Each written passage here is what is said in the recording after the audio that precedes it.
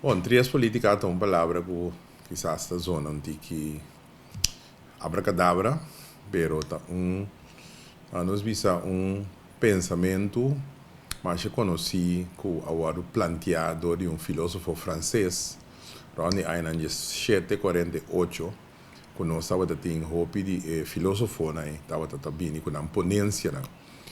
Ando é filósofo aqui, o chama Charles Montesquieu. Ela estuda vários sistemas políticos de vários países.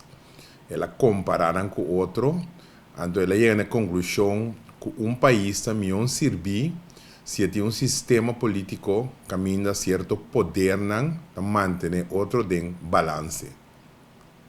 No caso, aquela sali foi do sistema inglês de Inglaterra, naturalmente não está uma maneira está agora aqui estava até tempo não, sai não tá monarca estava tá call the shots, pero basicamente o pensamento de Montesquieu está com vamos ter separação de poder, no sentido que vamos ter três poderes que rige país.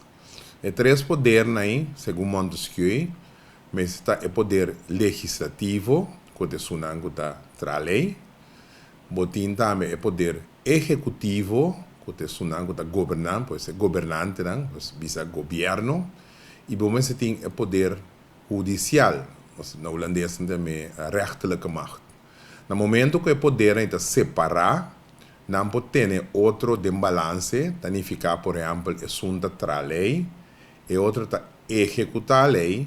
Então, no momento que a lei que executar não está bom executar, ou vai contra interesse, por exemplo, de cidadão, sempre o cidadão para acudir a outro poder, que não é legislativo, que não é executivo. Então, é maneira de na holandesa spreekt het recht uit. Que a maioria do nosso papel é vai juiz. Então, juiz no momento está completamente poder separar foi de lá nos visa governo de ministro e está separado também foi de parlamento